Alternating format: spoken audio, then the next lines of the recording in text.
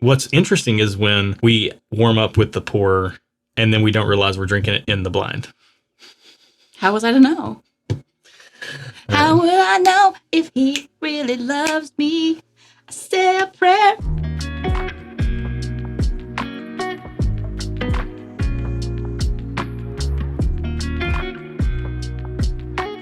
Welcome to the channel, bringing a real-world perspective to the real-world whiskey consumer. I'm Josh. And I'm Erin. And we are back with another double blind head-to-head where we have no clue what's in either one of these glasses, but you do. What you're going to see us do is we're going to smell it, taste it, give it a rating. Then we're going to find out the price of what we're drinking and weigh that against our rating, see if it changes anything before we find out what we're actually drinking in both of these glasses. I love these. We do it this way so that you get the most honest opinions possible. This tasting format removes all the bias, all the hype, any labels or whatever from the equation. These are drawn at random from our blind sample pool full of bourbon and rye matchups, so it could be almost anything. We have no clue. Nope. Let's get into the nose on glass one.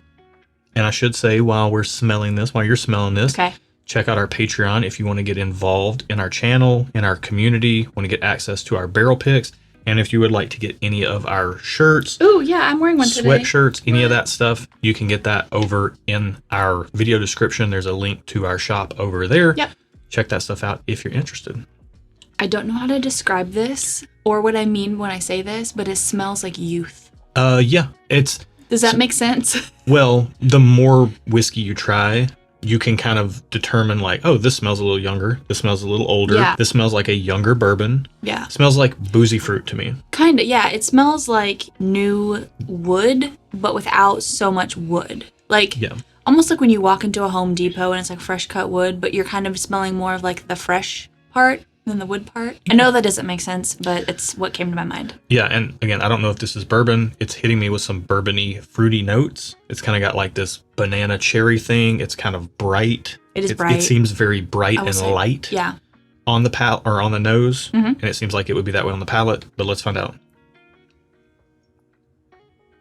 I'm getting the same vibes on the palate that I got on the nose. Young, bright, almost like a green banana, but without the banana. Like green. Oh, you got some banana in there. I didn't get banana. I got green, like Okay. like young, like not ripe. Okay. Does that make sense? Yeah, I agree. I mean, it comes through generally sweet. It comes through light. There's a lack of dark notes in here. There's a lack of a lot of barrel influence.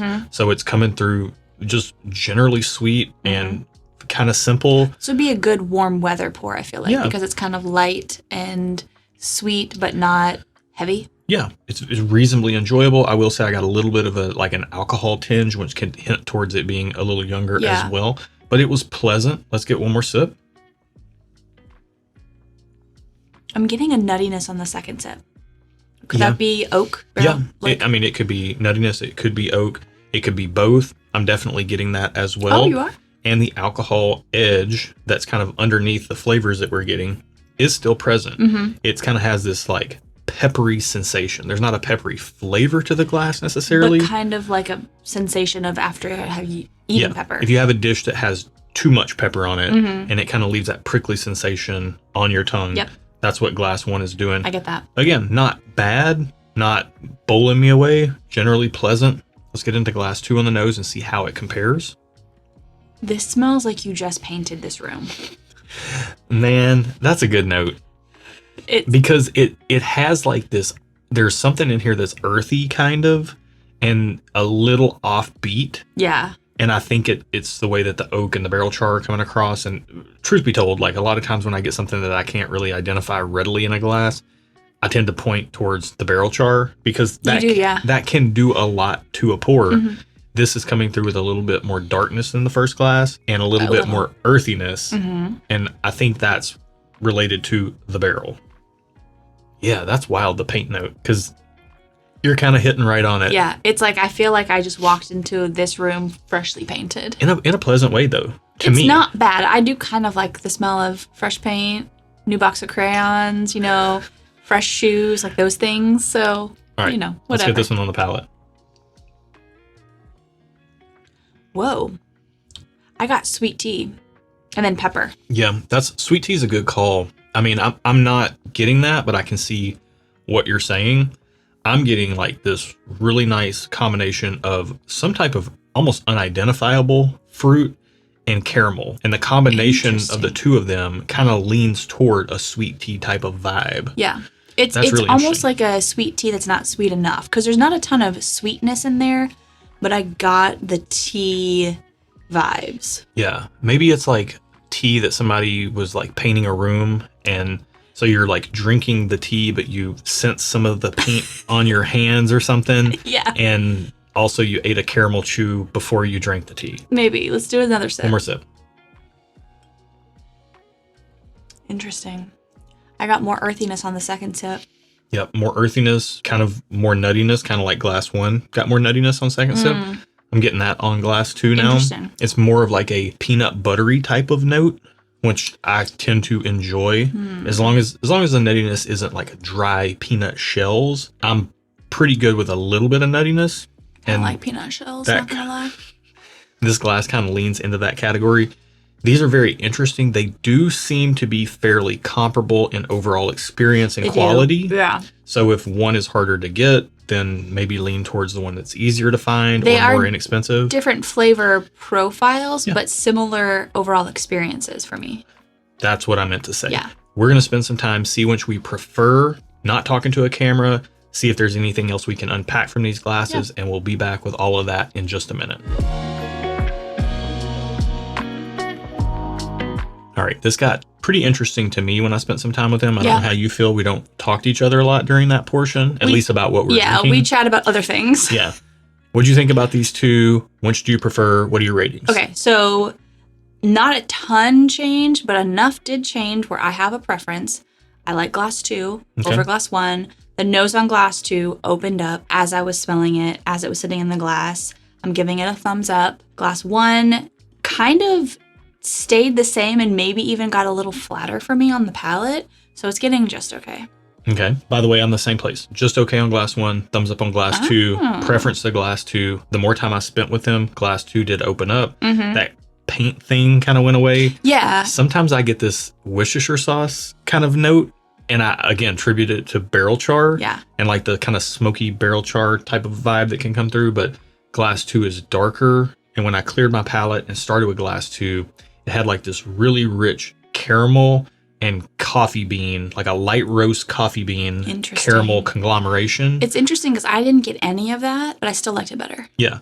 But then when I started with glass 2 and then went back to glass 1, it really made glass 1 seem very light and bright and sharp. And it just lacked the depth. And I'm not saying it's a bad glass. Just okay doesn't mean we don't like it. It just means we don't have to have a bottle of it. Right. We don't necessarily want a bottle of it. And if we had a bottle of it and we finished it, we may or may not purchase another one. Right. Whereas thumbs up on glass 2 means we like it and we would like a bottle of it. For what it is, it seems like a very good pour. Yep. Let's find out before we find out what we're drinking, let's find out our prices and see if that changes our ratings. Yes. So in our blind sample pool, glass number 1 is number 35. Okay, number 35 is, $20. Tastes like a $20 pour. Yeah. I'm staying just okay. Same. I'm not going to thumbs up on it. Just because it's inexpensive doesn't mean I'm going to get it if I don't like it. Yeah, I'm not mad at it at all. It's a solid pour. Like you said, hot summer day, you want that lighter, sweeter flavor profile. Yeah. That's fitting the bill. And if you like lighter and sweeter, glass 1 is your call over glass 2. Yep. However, glass 2's price, $25. I'm sticking thumbs up on glass 2. I don't have to have it, which would be 2 thumbs up, but I would like it for $25. That'd be great. Glass number 1, our losing pour. Oh my gosh. Is what? Evan Williams Bottled in Bond. Wow. But what I'm really saying... You got nuttiness on that, yeah. What I'm really saying, oh my gosh, too, is that glass 2 is Wild Turkey 101, which is literally what we warmed up with before we filmed this video. But a different bottle. Do you guys still have it? Yes. Because I thought that one that we warmed up with was spicy. Shout out to the bourbon engineer. Okay. Hold on. So this one was our warm-up pour, Wild Turkey 101. This is a bottle that we currently own. Yes. It's right over here. Okay. This one, so how long has this one been in the pool? A while? We put this matchup in a long time ago. So it was this different bottle of Wild Turkey 101. Wow. Okay, they smell similar. But hold on. This one I thought was spicy before we filmed. Let's say caramel and coffee bean? That sounds fantastic. I'm sorry, I've derailed us, but I'm Yeah. a little shook. So we warm up with Wild Turkey 101 before we do anything else because it's inexpensive. It's in every single market. It's a medium, moderate proof point, and it's so inexpensive that whatever we're tasting better at least be as good as that. And today, Wild Turkey 101 was as good as Wild Turkey 101, turns out. They smell similar. They taste similar, but this one is more spicy. Okay, yeah. Different batches are going to vary, and it's not like, I think maybe actually you can look at Wild Turkey 101 and see that there's like some kind of laser code batch number, but the point is that over time batches drift in flavor a little bit. Yeah. There are channels that have addressed this before. The Whiskey Tribe calls it batch drift. We call it batch variance, but things are going to change over time. Whiskey is not a 100% replicatable end product because it's an art, not a science. Right. Seasons change, wood changes, water changes, location in the warehouse changes. They're just trying to get it close to the profile. And Wild Turkey 101 is always a safe buy in our book. We do quite like it for the money.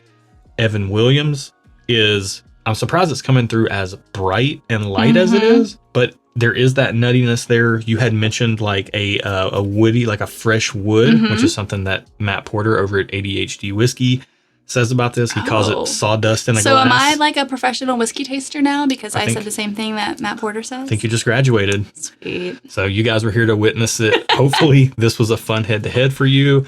Between these two, we're still buying Wild Turkey 101, but Evan Williams White Label makes a great mixer, and it does hold up well enough to sip on its own if you are so inclined. If you like this video, like it, subscribe to the channel because we do this kind of content all the time. And if you want to join us for a live stream, click the bell down there. It'll let you know when we're going live. We do that once a month, and we would love for you to join us. Absolutely. That's it for today. Be good to each other. And until next time, cheers. Gobble, gobble.